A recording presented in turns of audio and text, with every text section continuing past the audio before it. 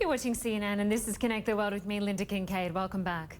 Well, more bad news for Brazil. There are just 66 days until the Summer Games and South American powerhouse isn't looking so powerful anymore. Government figures show the economy shrank 5.4% in the first quarter of this year, plunging Brazil even deeper into recession. Unemployment also shot up to 11.2% between February and April. In real terms, that means 11.4 million Brazilians are now out of work. Our Shasta Darlington is live for us in Rio and joins us now. Shasta, Brazil was once one of the fastest growing emerging markets, but the economy continues to tank. Exactly, Lynda, and it couldn't be at a worse time. You know, back in 2009, when Rio bid to host the Olympic Games, it was an emerging economy. Brazil was the B in BRICS, and the Olympic Games were really supposed to be a platform where it could highlight its growing political and economic clout. And instead, the whole world is watching as it seems to implode, both politically and economically.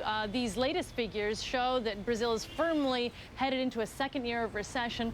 A lot of people are actually calling this a depression, and it's even affected the Olympics in some unexpected ways. Brazilians have less purchasing power. That means ticket sales are not doing so well. Only 67% of tickets have been sold. That's a lot lower than what we saw at London just 2 months away from the Games. And organizers say they're optimistic. Brazilians are late buyers, but they're going to have to really start pumping up these games and get people excited about it if they hope to fill those stands, Lynda. Yeah, a lot of work still to do there, but they've also got a lot of problems politically speaking as well. Another minister forced to resign. Now more than half of the 594 members of Congress face some kind of legal challenge.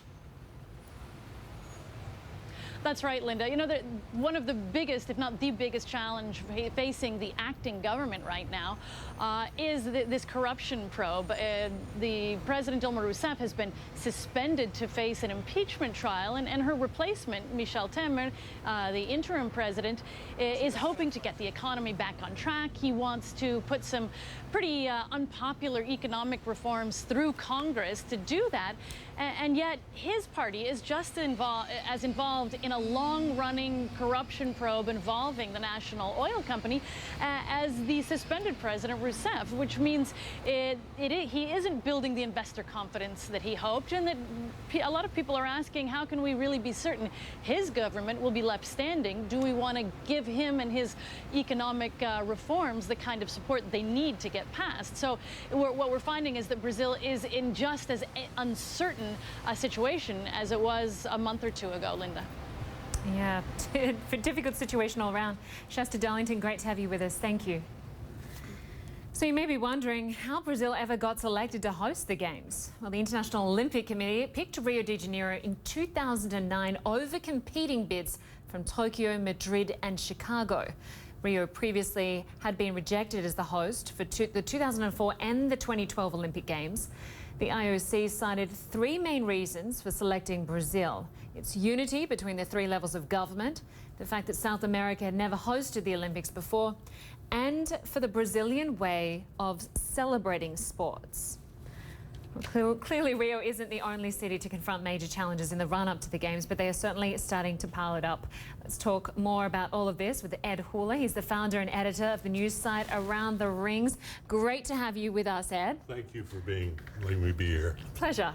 There is a lot going on in Brazil right now. The corruption in the government, a major health crisis with the Zika virus. You've got the worst recession since the 1930s, and a lot of Olympic venues. There's questions over whether they're going to be finished and sewerage problems.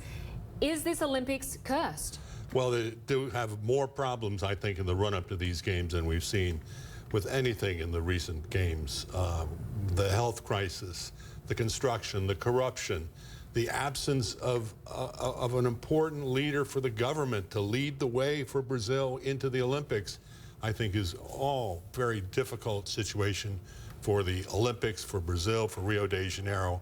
They're doing the best they can, but they've got a lot of problems to deal with in these final 60-odd days. And you've covered so many Olympics. There are always problems with venues, questions over whether venues will be completed in time. This is no different, but there's also issues around sewerage. Well, the venues are pretty much all done, but things that will not be left, will not be completed, include the sewage problem. The Rio de Janeiro are the first Olympics to be held on the Atlantic Ocean. Out of all the Olympic Games, incredibly, only one so far on the Atlantic Ocean, and they might have taken it as a point of pride to say, we're going to clean up the bay, we're going to clean up the pollution, but it's not going to happen for these games. It's 60%, 50% treated, and people will just have to be careful.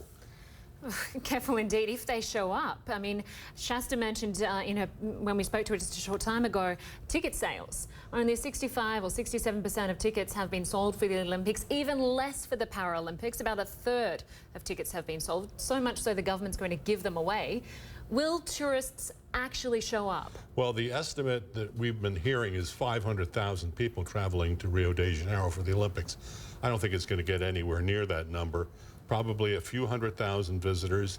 There are plenty of tickets still to be bought in overseas markets. I think that's one indication that there is a weaker demand for tickets in Rio de Janeiro, perhaps fueled by this fear about Zika. I think it's all a perfect storm. Anything bad that could happen in Rio de Janeiro seems to be happening at this point. Zika, I think, is going to have an effect of scaring away visitors, spectators, not necessarily the athletes, but many visitors may be having second thoughts about going to Rio right now because of that Zika concern. No doubt, and some athletes have said they're not going to go. Some leading athletes have said they're worried about the Zika virus too because they may be planning on starting a family.